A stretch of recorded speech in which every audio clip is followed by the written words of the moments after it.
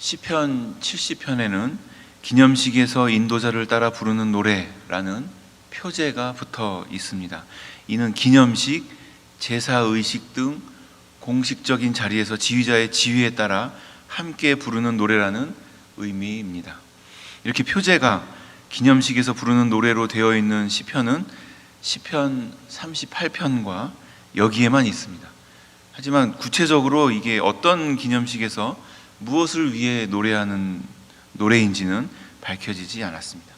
다만 학자들이 레위기 2장에 나오는 소제물의 일부인 기념물과 연결시키면서 이 찬양이 유향의 소제를 드릴 때 불렀을 것이라고 추측하고 있습니다. 다른 시편과의 관계를 생각해 볼 때 시편 40편과 매우 유사하다는 것을 발견하게 됩니다. 내용이 좀 짧으니까 같이 한번 찾아서 읽어봤으면 좋겠습니다. 시편 40편 13절입니다. 시편 40편 13절부터 17절까지의 말씀을 같이 읽어보면 좋겠습니다. 오늘 본문인 시편 70편과 똑같다고 할 정도로 아주 유사합니다. 13절부터 읽겠습니다. 여호와여 은총을 베푸사 나를 구원하소서. 여호와여 속히 나를 도우소서. 내 생명을 찾아 멸하려 하는 자는 다 수치와 낭패를 당하게 하시며 나의 해를 기뻐하는 자는 다 물러가 욕을 당하게 하소서. 나를 향하여 하하하하 하며 조소하는 자들이 자기 수치로 말미암아 놀라게 하소서. 주를 찾는 자는 다 주 안에서 즐거워하고 기뻐하게 하시며 주의 구원을 사랑하는 자는 항상 말하기를 여호와는 위대하시다 하게 하소서. 나는 가난하고 궁핍하오나 주께서는 나를 생각하시오니 주는 나의 도움이시오 나를 건지시는 이시라. 나의 하나님이여 지체하지 마소서. 아멘. 어떠신가요? 정말 그대로 베껴서 옮겨놨다고 할 정도로 똑같죠? 그래서 어떤 학자는 이 시편 70편이 기념식을 위해 찬양을 만들면서 시편 40편 말씀을 편집한 것이다 이렇게 보기도 합니다. 지금 같이 읽어봤지만 그 해석이 맞다고 수긍이 될 정도로 똑같습니다. 그런데 이 시의 내용을 보면 국난 극복의 역사를 담고 있다거나 어떤 하나님의 역사, 구속사의 큰 맥이 담겨 있는 것처럼 보이지는 않습니다. 공동체와 관련된 내용은 보이지 않고 오히려 개인의 인생 역경과 그에 따르는 감정이 드러나는 구절들로 이렇게 나열되어 있습니다. 이 시는 전체적으로 개인적인 내용입니다. 그럼에도 불구하고 제사나 기념식에서 합창으로 불린 이유가 무엇이었을까요? 그만큼 이 시가 많은 사람의 인생을 담고 있고 많은 사람이 공감하고 있기 때문이 아닐까 생각합니다. 우리도 이 시를 읽으면서 시인의 입장을 생각해보고 하나님 앞에서 우리의 기도를 돌아보는 시간 갖기를 소망합니다. 시편에는 하나님이여 또는 여호와여 이렇게 하나님을 부르면서 시작하는 시들이 있습니다. 보통은 두 호칭 중에 하나만 사용합니다. 근데 여기서는 두 가지 모두를 동시에 사용하고 있습니다. 이런 시인의 외침과 뒤에 이어서 나오는 속히 도와달라는 내용을 봤을 때 이 시의 저자인 다윗이 지금 매우 심각한 위기에 빠져 있다 이런 느낌을 지울 수가 없습니다. 심각한 것을 넘어 매우 위급하다는 긴박한 시간의 압박을 우리도 느끼고 있습니다. 사실 1절 말씀을 히브리어 원문으로 보면 그 급박한 위기감이 더 강하게 느껴집니다. 왜냐하면 우리말 성경에서는 속히 나를 건지시고 속히 나를 도우시고 이렇게 기록되어 있지만 원문에서는 나를 건져주시길 서두르세요, 나를 도와주시길 서두르세요 이렇게 되어 있기 때문입니다. 이 문장의 동사가 건지다 돕다가 아니고 서두르다라는 것입니다. 그만큼 상황이 절박하다는 사실을 드러내는 표현입니다. 그런데 여기서 우리가 주목할 것이 있습니다. 바로 이 시인의 믿음입니다. 상황이 심각하고 시간이 촉박한 위기의 순간에 이 시인은 지금 무엇을 하고 있는 겁니까? 네, 기도를 하고 있는 겁니다. 시간이 있을 때 기도하겠다 하고 여유 있을 때 봉사하겠다 하는 우리의 모습과는 사뭇 다릅니다. 이 기도는 어떤 위급한 상황에서도 하나님이 나를 도울 것이고 구원해 줄 것이다 이런 강한 믿음을 보여주고 있습니다. 나를 이 어려움에서 건져주실 분은 하나님밖에 없다는 믿음이 있기 때문에 이 위기의 순간에 기도를 하고 있는 것입니다. 우리가 위기의 순간에 하나님을 떠올리지 못하고 하나님께 도움을 요청하지 못하는 문제도 있지만, 때로는 내가 원하는 때에 하나님의 도움이 임하지 않는다, 그런 상황 때문에 애를 태우기도 합니다. 그래서 속히 나를 도우소서, 지금 당장 나를 건지소서 이렇게 기도하지만 하나님은 꼼짝도 안 하신다, 이렇게 느껴지기도 합니다. 그때 막 애를 태우다가 결국에는 막 불평이 터져 나옵니다. 하나님이 뭐 하시는 거냐고, 하나님이 계시긴 하는 거냐고, 이런 말도 안 되는 얘기를 하기도 합니다. 그런데 여러분, 여기서 우리는 두 가지 포인트를 놓쳐서는 안 됩니다.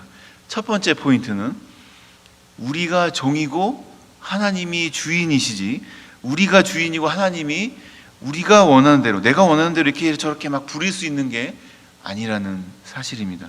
우리는 하나님을 조정하는 위치에 있지 않습니다. 우리는 하나님의 응답을 강요해서는 안 됩니다. 내가 적당하다고 생각하는 때와 하나님의 때가 다릅니다. 내가 최적기라고 하는 그 때가 사실은 가장 좋은 때가 아닐 수도 있습니다. 우리는 한 치 앞도 내다볼 수 없지만 하나님은 과거와 현재와 미래, 영원 전부터 영원까지 다 알고 계시기 때문에 하나님의 때를 기다려야 합니다. 하나님을 움직이려고 하지 말고 하나님의 지혜를 구하고 하나님의 뜻대로 내가 움직이려고 해야 합니다. 두 번째 포인트는 하나님은 우리의 기도를 들으시고 즉시 반응하셨다는 사실입니다. 그러나 그 사실을 나만 모르고 있다는 거죠. 그 사실을 오늘 이 시간에 기억해야 하겠습니다. 무슨 말씀인가 하면 물을 끓이는 상황과 비유하면 이해가 쉬울 것 같습니다. 물을 끓이겠다고 우리가 물을 불 위에 올려놓습니다. 불 위에 물을 올려놓는 순간 바로 이렇게 끓어 넘치지 않지 않습니까? 물이 끓어오르기 위해서 1도, 2도, 30도, 40도 이렇게 서서히 온도가 올라가다가 비로소 100도가 되었을 때 부글부글 끓는 것이 눈에 보입니다. 이런 것처럼 하나님의 응답도 1도, 2도, 30도, 40도 이렇게 상황을 만드시고 변화시킨 다음에 마침내 하나님의 때가 되었을 때 우리 눈에 보이도록 일이 일어난다는 것입니다. 하나님은 이미 우리의 기도에 응답하셨습니다. 다만 우리가 어리석기 때문에 하나님의 거대한 뜻과 그 세미한 역사를 인지하지 못하는 것 뿐입니다. 너무 커도 우리 눈에 안 보이고 너무 작아도 우리 눈에 안 보입니다. 그러나 분명히 존재하고 분명히 진행하고 있습니다. 그래서 우리는 낙심하지 말고 기도해야 합니다. 멈추지 말고 하나님을 향해 부르짖어야 합니다. 성경에 나타난 하나님의 역사를 볼 때 지체 없이 행하신 일들이 무엇이 있는지 제가 좀 찾아봤습니다. 제가 한 6가지 테마로 이렇게 분류를 해봤는데요. 아마 더 많을 겁니다. 세밀하게 따지면 굉장히 많습니다. 간단히 말씀드리자면, 첫째로 하나님을 미워하고 대적하는 악인에 대한 보응을 미루지 않으십니다. 둘째로 성도들의 기도에 대한 응답을 미루지 않으십니다. 셋째로 택한 백성의 구원, 넷째로 약속의 성취, 다섯째로 예언의 성취, 여섯째로 예수 그리스도의 재림을 지체 없이 행하십니다. 이러한 하나님의 역사를 내 눈에 안 보인다고, 내가 모른다고 해서 느리다, 안 한다, 없다 이렇게 오해하지 마시고 기도의 끈 놓지 않으시기를 간절히 소망합니다. 그런가 하면 2절에서는 우리가 정확히 어떤 사연인지는 알 수 없지만 다윗은 지금 자신을 해하려고 노리는 자들과 대치하고 있습니다.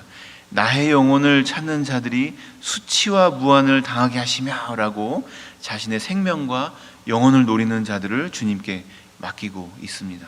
그뿐만 아니라 다윗은 자신을 직접 대면하고 싸우지는 않지만 자신이 적들에 의해 고통받고 어려워지는 상황을 기뻐하는 자들이 있다고 합니다. 그들까지도 수모를 당하게 해달라고 하나님 손에 맡기고 있습니다. 3절에서도 이렇게 하나님 손에 대적을 맡기는 기도가 이어집니다.